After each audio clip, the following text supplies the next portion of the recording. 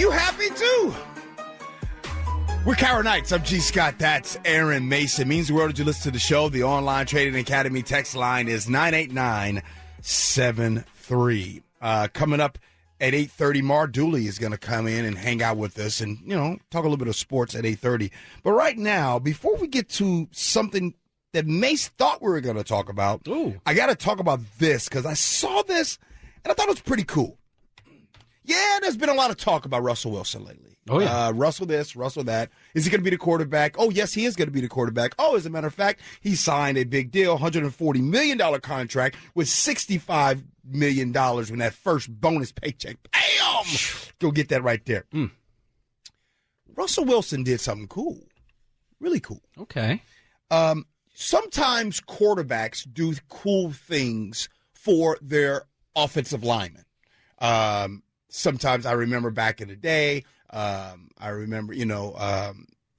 they buy him video games. Mm-hmm. Sometimes they buy him watches, shoes. Russell Wilson has given his offensive linemen airplane tickets, those type of things. Yeah. Well, this time, Russell Wilson did something really cool. He gave each 13 current Seahawks offensive linemen $12,000. Whoa. In Amazon stock. Really? Yes. Gave him $12,000 in Amazon stock, which equates to about $156,000, they're saying. And they're saying it's like 6 shares of Amazon stock. Wow. So how cool is that? Yeah. I mean, I got to tell you, Russell Wilson, that's one of the coolest gifts I've ever heard of a quarterback giving their offensive lineman. Yeah, that's real cool. First of all, I'm a big fan of the gift that keeps on giving, and Amazon stock is most certainly that. Right? That's going to be worth a lot more later, right? No doubt. I also think this is really like if you're not into football, that offensive line, they're the wall between Russell Wilson and the giant men that are coming after him, try to take him down. You're not even into football, and you knew that. Yeah, right? Yes. Yeah, and that's important. I mean, that gives him time to execute plays like that. That's major, and I love that kind of thing. It reminds me of Keanu Reeves. You know Keanu Reeves? He's in The Matrix and all that kind of stuff. Cool brother. Cool dude, and he always buys his stuntmen gifts. He's given them like Harley Davidson motorcycles and like cool stuff because he knows that like these are the guys that have his back, that make him look good, that sell those tickets to those movies. Right. You know what I mean? And it's cool. Now check out what Russell said. He said, quote, "Every Sunday we go to battle together. You sacrifice your physical and mental well-being to protect me, which in turn allows me to provide and care for my family." Man, that's good. So, wanted to just kind of give you that. Wanted to start off with that kind of good news. Let's move on to Kate Smith. Regular name, so I'm quite sure right away that you don't know who that name is. Over 30 years ago, American musician Kate Smith, she passed away. However, here recently, there has been some outrage that has spread across the internet, especially in the world of sports, over the use of Kate Smith's rendition of God Bless America, which happens during the 7th inning of Yankee baseball games, and also it happens during Philadelphia Flyer hockey matches. Now, there's obviously nothing wrong with God Bless America. Nothing's wrong with that song. But however, just recently there was a statement that came out. The Yankees have been made aware of a recording that had been previously unknown to us and decided to immediately and carefully review this new information. The Yankees take social and racial and cultural insensitivities very seriously, and while no final conclusions have been made, we are erring on the side of sensitivity. And then the Flyers said in a statement, "We have recently become aware that several songs performed by Kate Smith contain offensive lyrics that do not reflect our values as an organization." Now, let me get into that. Again, Kate Smith she did a rendition of God Bless America years ago. That's not the problem. The problem is the songs that she made prior to that, like some that she made in the 30s and 40s. One song went by the name of "That's Why Darkies Were Born." Here's an excerpt of that one right here. Brothers, listen to me. Someone had picked cotton. Someone had a plant a corn. Someone had a slave and be able to sing that word of his trouble. I think you get the gist right there. Mm-hmm. So, song was not... Kate is white, it's worth saying. Yeah. Just, gonna point that out. Did you think Kate Smith was something else? No. Just, journalistic thoroughness. Now, due to the complicated implications of this song, right now there is debate as to whether the Yankees should stop using her rendition of God Bless America and whether the Philadelphia Flyers should tear down their statue, which, yes, she has a statue of herself in front of their stadium, of the artist. Now, New York Times columnist Charles Blow, a black man, spoke on CNN about his thoughts on the song. Sometimes people say, oh, this was of a time. I just always think about it this way, the inverse of that, which is there were also black people who were living at the time. And I try to think about what they were thinking when people were doing things that were racially insensitive to them at the time, right? They weren't different people than me. They were the same person as I am today, and they had to live through things that were insensitive to them. And so I think about them, not the person who did it and that the mores of the time allowed them to do it, but rather that there were people who suffered because of it. I'm going to take a pause right there, and I want to talk about this. Mm-hmm. And I'm not going to ask you, because I know where you land on this one. But I wonder why it's so easy for some to say, oh, but that's just how things were back then. Mm-hmm. And I wonder, what part of making things right is hard for some to understand? Yes, back then, blacks didn't have a choice. Right. You see what I'm saying? It wasn't like, hey, you guys okay with this? No, they didn't have a choice. They had to live through that. Right. But here we are years later, and we have the opportunity, right, to say that's not right. But I was thinking about something. There are two sides to this. Mm-hmm. There's one side that says, leave it alone. That's just how things were back then. Mm-hmm. And then there's the other side that said, hey, we would really like to correct that. The one side that says, just leave things alone, that's just how things were back then, I can guarantee you that whoever says that, it doesn't affect them even back then. Right. It didn't affect their grandparents. Right. Does that make sense what I'm saying? Yeah. Very much so. None of that affected them. It's tricky because I'm trying to put myself in the headspace of somebody who would say, well, this is our past. This is what happened. Uh-huh. You don't want to rewrite the past, or maybe that it's not fair to apply modern standards to things that happened that long ago. And part of me agrees with that this happened so long ago and things are so different now. So holding it to today's standards doesn't seem right to me.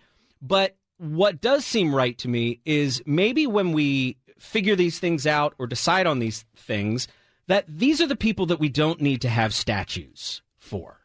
Do you know what I mean? That these people, we don't need to erase it from history, because that is a part of our history and we should learn from it. Mm-hmm. But if you find out this kind of stuff and people are upset about it, and rightfully so, then let's just back it up. There are plenty of versions of God Bless America that you can play that work just fine. And the statue that's out front of the Flyers arena, yesterday they took it down. Yeah. They covered it with a blanket, and they're going to be taking it down. I just talked about something earlier today. Did you guys know that 19th century prominent scholars used to write Now, when you think scholars, we think very smart, right? Yeah. They used to write that those blacks that came over and that were captive were less than human. Mm-hmm. So, what I'm saying is I'm sure a lot of people know that, but I'm just trying to really shed light on how people thought way back then, and even as early as even recently in the 20th century. Yeah. Right? Those things were just thought. And so the song then, right? Of course, yeah, it hurt the feelings. It didn't matter if it hurt feelings. But now going forward, it's something that you can make right. You know what I mean? Yeah. And so that's the whole point of it. You owe it to the black people who could not have an opinion now, I think, to consider their opinion. And when it is overwhelmingly in one direction, I think you owe that. Yeah. You know, our culture owes that to them. That's what I think. You mentioned something earlier today. You're telling me you're going to tell me about some folks hanging out on down by Pike Place. Oh yeah. And everything. What were you saying about that? This is the coolest thing. This is like your Russell example. This is another example of celebrities being awesome. Uh-huh. And to no one's surprise, Dave Grohl is involved, and so is Brandi Carlile. Do you know Brandi Carlile? You know, that name sounds familiar. But is this one of those things that we do at the beginning of the show, the spotlight of the night, and I don't know? Yeah, and you don't know who these people are? Yeah. She's a singer-songwriter. She was nominated. She's won 3 Grammys. She was nominated for 6 in this year's Grammy Awards, which was the most for any female artist. And she and Dave Grohl, lead singer, guitar player of the Foo Fighters, he was the drummer for Nirvana, they played on Saturday at Pike Place Market. What? Just like the buskers do. They rolled up and they had a brief little set, about 15, 20 minutes. Yeah. It included Let It Be by the Beatles, and we have a little audio. Maybe we can play some of that. Let it be. Right here, yeah. Let it be, let it be, let it be, oh, let it be.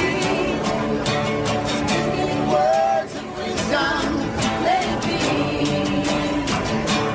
Let it be, let it be, let it be, let it be. Can't not sing. Speaking words of wisdom, let it be. Oh, I love me some Beatles. Is it me? But I don't know what it is, but I have like a weakness for live music. Oh, I mean, it's an appreciation for what you're doing, and it's like I know what it is. I know what live music is. I don't know if I'm going with this. See if you can ride with what I'm doing. I'm ready. Here we Buckled in. You ever make yourself a sandwich, but then somebody else makes you a sandwich and it's better? Well, you can listen to music in your headphones, but when somebody else is playing live music, it's like somebody else making you a sandwich. Yeah. It's just a little better. I got strong feelings about this. I think making music is one of the most special things that humans do. That live music and performing it with a group of people and sharing that experience is really one of the most special and powerful things that we do as people. And it's almost like a magic trick.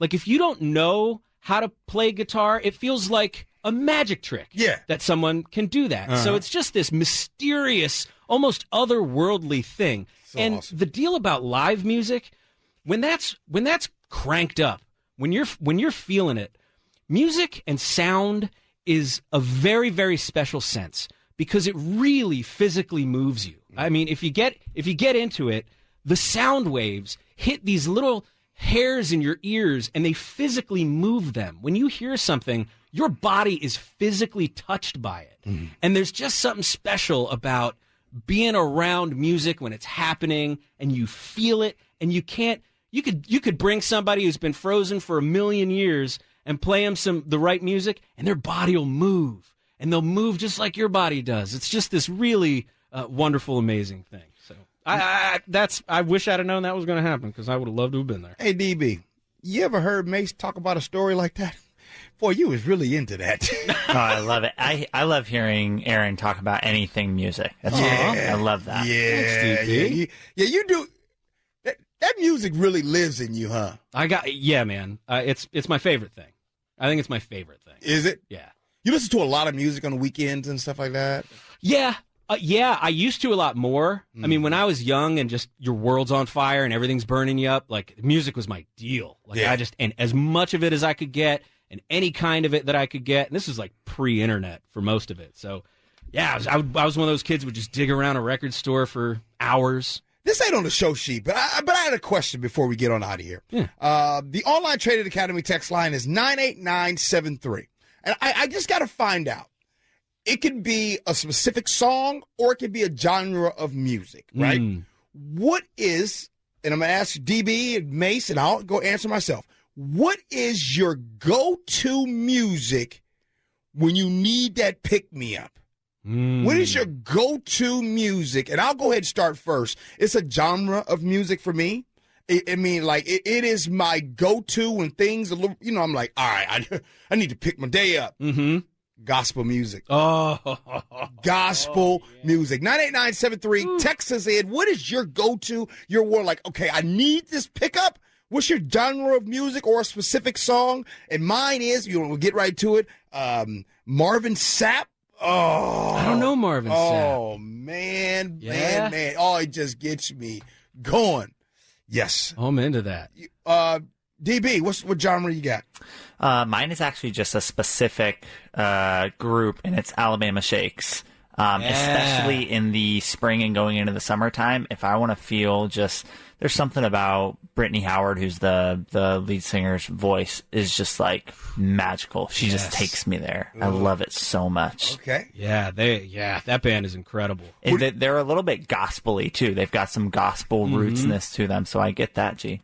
Yeah, what do you got there, Mace? It's for me, if I want to turn some things around, I don't have like a go-to, but I want to know, what am I missing out? What do I want to feel? And then I try and match that feeling to the song. So I'm a big rhythm section guy, play a little bass, play a little drums.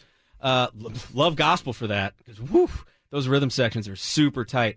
But for me, it's all about like attitude and energy. If I want to like chill out and go about my day and get some stuff done, maybe I'll have like a kickback vibe. I like that, like, what do you call that? The beat where it's just it's a little bit slower, but it's got a feel to it. But then I also, if I'm like riding my bike, if I got to get some high energy stuff done, it's punk rock, baby. Ooh, I'll listen to some NoFX all day 425 says Foo Fighters. 206 says Earth, Wind, and Fire. Yeah. 253 says Military Marches. 253 AC/DC. 2425 and 562 back-to-back say Motown. Yeah. Ooh-wee. Yes. 425 says Queen Bee, a.k.a. Sasha Fierce, a.k.a. Miss Carter, a.k.a. Bay, a.k.a. Beyonce. You guys are listening to the KIRO Nights. Coming up next, we talk sports with Mara Dooley. I'm G. Scott. Aaron Mason.